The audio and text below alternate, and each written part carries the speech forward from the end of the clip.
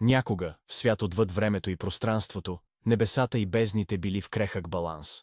Ангелите, същества от чиста светлина, пазели реда и мира. Демоните, родени от мрак и хаос, искали да обърнат всичко в безкраен вихър на разрушение.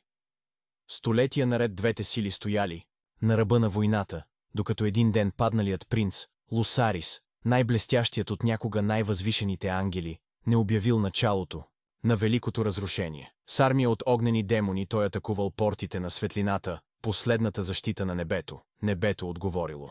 Архангел Раелион, върховният защитник на светлината, събрал легиони от крилати войни, всеки с меч, изкуван от самата същност на звездите. На бойното поле, върху облаци, обгорени от адски пламъци и осветени от блясъка на крилата, сблъсъкът бил неописуем.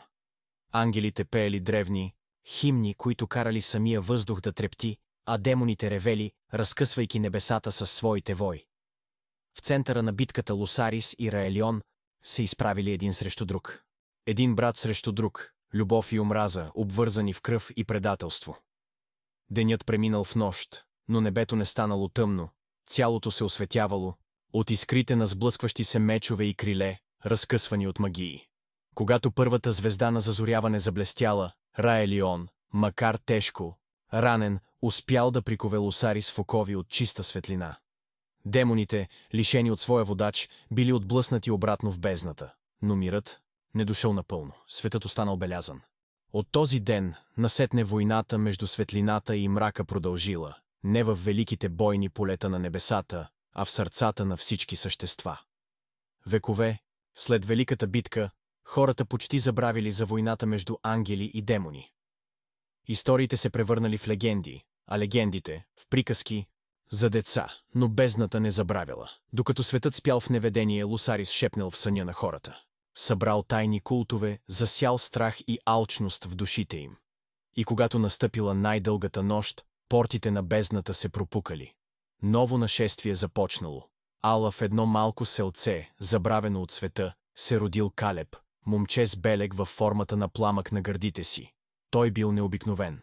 В жилите му течала частица от небесната светлина, древно наследство от войните на предците.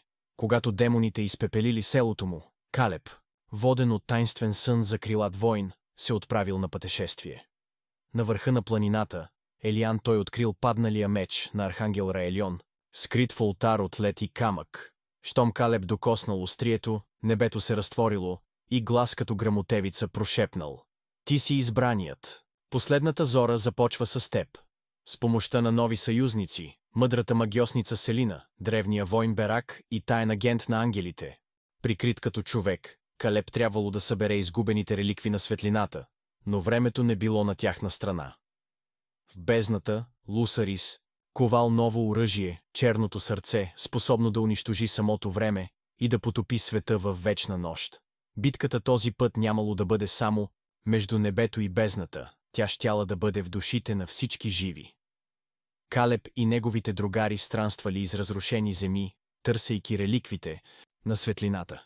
Всеки предмет пазел в себе си сила, способна да запечата отново портите на бездната. Събрали почти всички реликви, когато пред тях застанал Трагорн, най-могъщият генерал на Лусарис, демон с криле от черна стомана и поглед, който изпепелява волята на най-смелите. Но не с сила, а с хитрост. Трагорн посеял съмнение сред групата. Берак, старият войн, започнал да вярва, че Калеб няма да успее. Той тайно се срещнал с демоните, сключвайки сделка, нов свят, където хората ще властват, а не ангелите.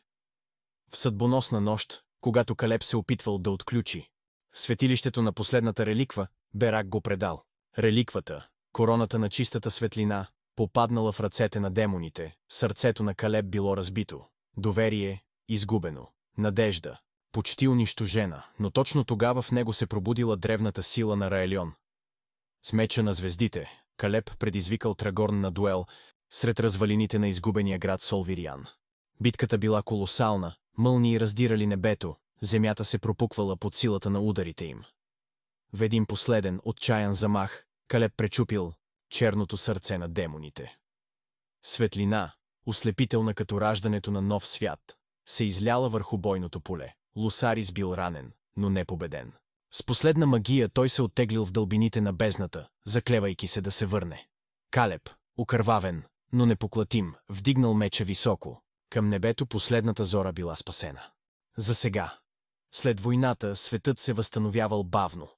Хората започнали да изграждат нови градове, а магията на светлината отново огрявала земята. Калеб станал легенда. Герой, за когото се пеели песни и разказвали митове, но героят не бил намерил покой. Дълбоко в себе си, Калеб усещал, че Лосарис не е напълно унищожен.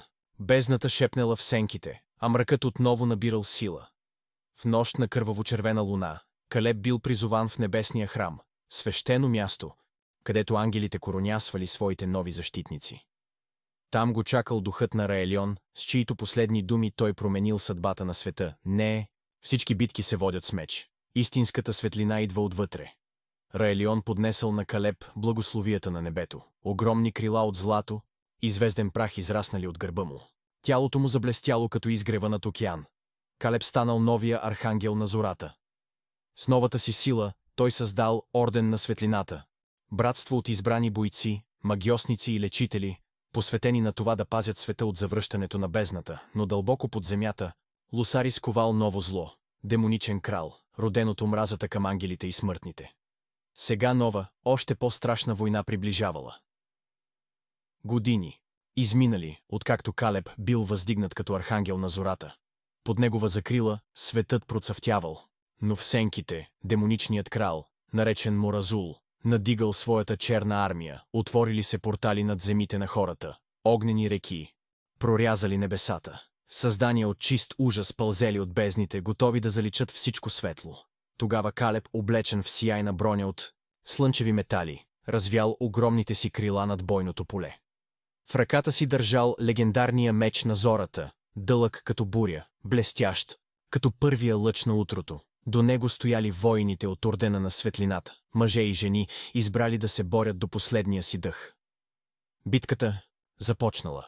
Небето потъмняло. Звездите изгасвали една по една, сякаш самият свят се задушавал.